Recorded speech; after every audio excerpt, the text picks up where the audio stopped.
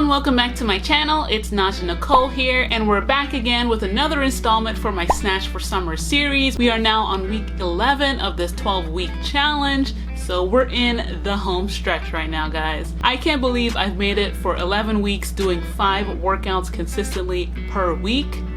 It's mind-blowing. And if you guys aren't familiar with these videos and you just clicked on my channel, this is my series where I've been trying to lose weight for the summer. Summer is creeping around the corner, ladies. And basically all of these videos are just showing you guys all of my tips, tricks, as well as meals and actual workout routines that I've been doing over the past almost 3 months that I've lost over 10 pounds. Progress video in the making. I'll leave a link in the description box for the full playlist, and definitely subscribe to see my final installment next week.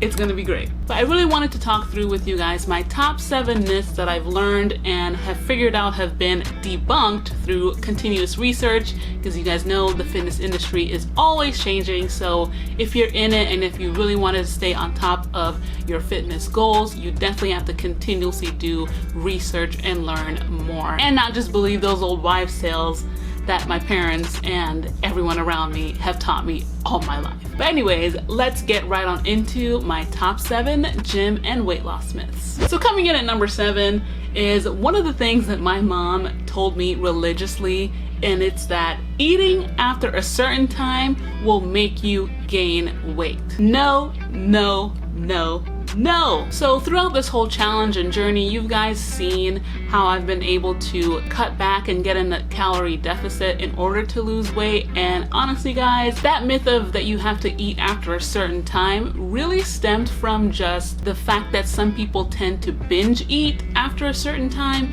But eating too late at night, even though you ate pretty moderately throughout the day, does not mean that you will gain weight. I have learned over the years that the only way that you'll gain weight is if you're eating too many calories than what you're supposed to be eating. So the entire macro diet and calorie counting diet has really opened my eyes to see what are the calories that I'm actually putting in my body every day. Because I don't know about you guys, but I never knew what a serving size looked like. In Jamaican culture, a serving size of rice is like a mountain. So clearly that's not right. It honestly comes down to that numbers game. So no matter what time of day it is, as long as you're eating in a calorie deficit, meaning you're eating less calories than your maintenance level, you're gonna lose weight. It has nothing to do with the time of day. It just has to do with how many calories did you eat in that day, and overall to reach your fitness goals. And coming in at number 6 is one of the things that I used to say back in the day, especially in college, is that if you binge eat a certain day or you have a cheat day or something, then all you have to do is just go to the gym 10 times more than you usually would. Go to the gym for like 2 hours, run on the treadmill for 50 minutes. Just overexert yourself and make up for all of the extra margaritas that you had on Sunday for brunch. No. The reason why that's false is mainly because it's just a poor mentality to have. Because like I said, it's a numbers game. So if you calculate that out, the amount of calories usually that you overeat on the weekend can actually cancel out the calories that you ate during the week. So no matter how hard you're hitting the gym, you're still overeating for your maintenance weight. You'll probably more likely see you staying at your maintenance level if you're trying to lose weight, or even gaining more weight than you really intended. So that idea is just false, and it really opens up the opportunity to even overtrain in the gym. As we know, hours on the treadmill and overexerting your body is honestly just going to cause more fatigue and cause you to fall off the wagon even more in the future. And this leads perfectly into a number 5, which is that you need a cheat day in your program. I thought about this probably, like I said, in college. You know, you can have one cheat day and just eat whatever you want all day and just get back on track on Monday. It's pretty similar to number 6, where you're just giving yourself an excuse to more drag out your progress. And a cheat day is actually not what you would consider moderation at all. Of course, you don't want to constrict yourself to eating chicken, broccoli, and rice every single day for the rest of your life, but moderation does not mean having one full day of binge eating. It really just means that you can enjoy daily things that you love, but in smaller portion sizes that fits within your calorie goals. So when I think of having some kind of cheat throughout the week, I think more in cheat meals than cheat days, because cheat meals, you can easily work around your daily calorie intake around that cheat meal. So let's say I want myself a spicy Chick-fil-A sandwich.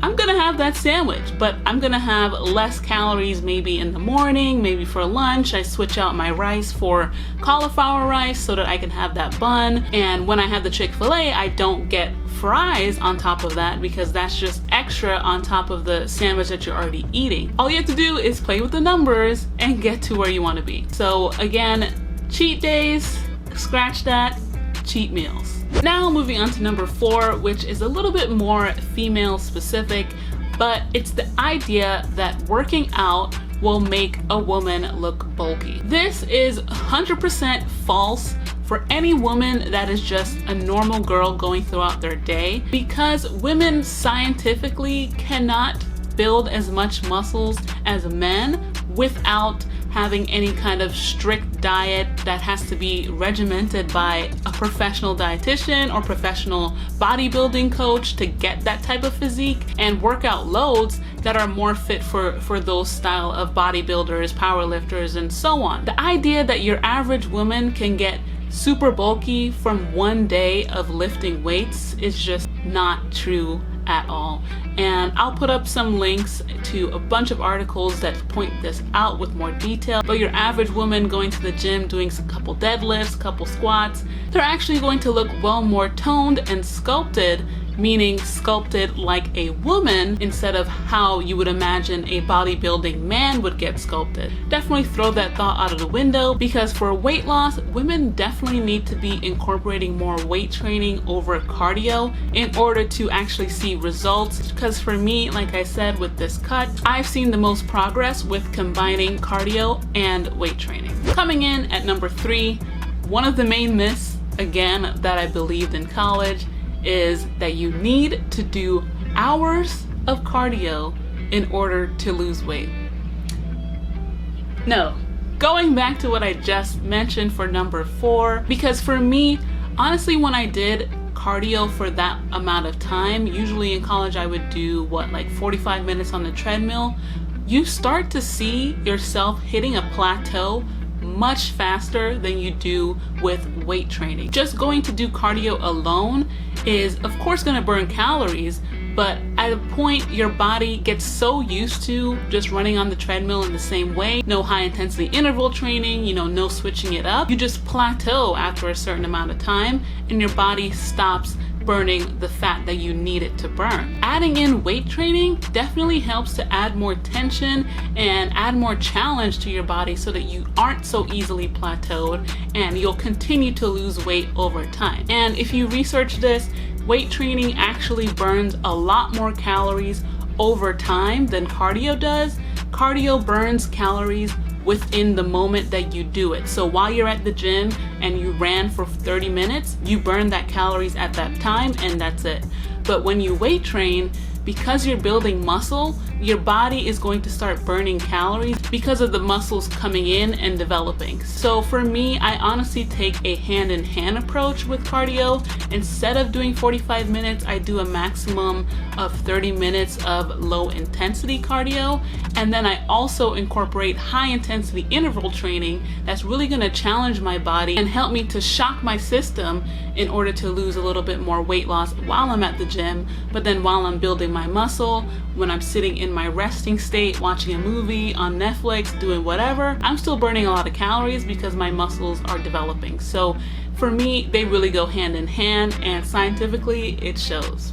And one thing I also noticed with doing too much cardio, even if I do my 30 minutes, you tend to feel hungrier a lot more when you do cardio alone and extensive amounts, and sometimes that can lead to binge eating as well, so definitely watch out for that. Now this next one goes hand in hand with doing too much cardio, is just the general idea of overtraining. So for number 2, the idea that you have to work out 7 days a week to see any type of results. Honestly, for me, when I started out, I had a 3-day workout split, and I did see a lot of results doing that pretty consistently, but a majority of the time, half the battle is what you're eating. So you can go to the gym as many times as possible, but if you're overeating, like I said, the numbers game, you're still going to stay at a plateau, or you're going to actually gain weight. So working out 7 days a week is just not realistic for your average person. Maybe, like I said, more of a professional style bodybuilder or powerlifter or someone really interested in doing that can do that. As a normal person that doesn't have that professional backing, you definitely need to implement your rest days. So I mentioned this in one of my videos where I talked about building out your workout schedule, your workout split, is to definitely build in a couple of rest days into your week just around your schedule. So building in a rest day when you're more busy at work for people who, work that 9 to 5 like I do, or implementing even active rest days where you just go on a really long walk and try to get more steps in instead of an intense workout that's just going to fatigue your muscles more than they need to. It's really hard to maintain progress and maintain their muscle tissue if you overtrain. So definitely don't think that just because you're not doing 4 days, 5 days, 7 days, as long as your diet is on point, then you'll actually create a program that you can stick to consistently.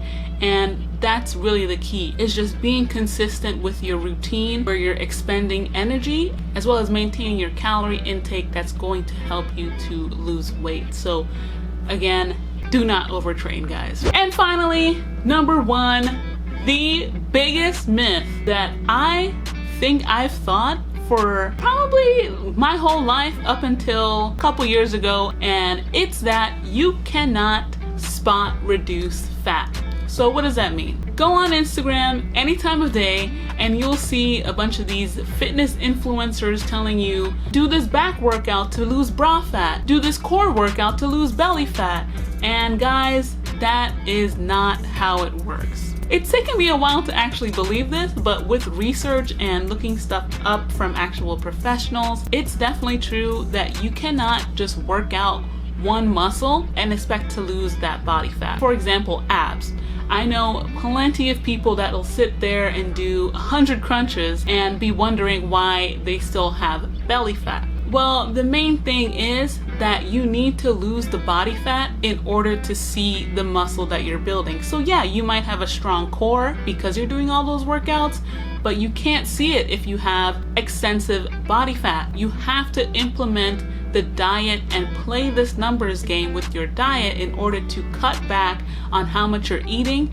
That will overall burn the fat and then reveal those muscles. So definitely stop believing the people that are saying that you can target specific body fat. Your body does not work that way. It takes it from wherever it can. So that's why, certain people, they lose body fat other places faster than others. So for me, I lose body fat in my legs very fast, then my upper body and my midsection, and everyone will have their trouble areas. Just make sure that your diet and your workouts are working hand in hand. And that's all I have for you guys today. Those were my 7 biggest myths that I've learned and I've completely figured out are false in the fitness industry. Hopefully this helped you guys. Thank you guys so much for joining me again for week 11 of this challenge.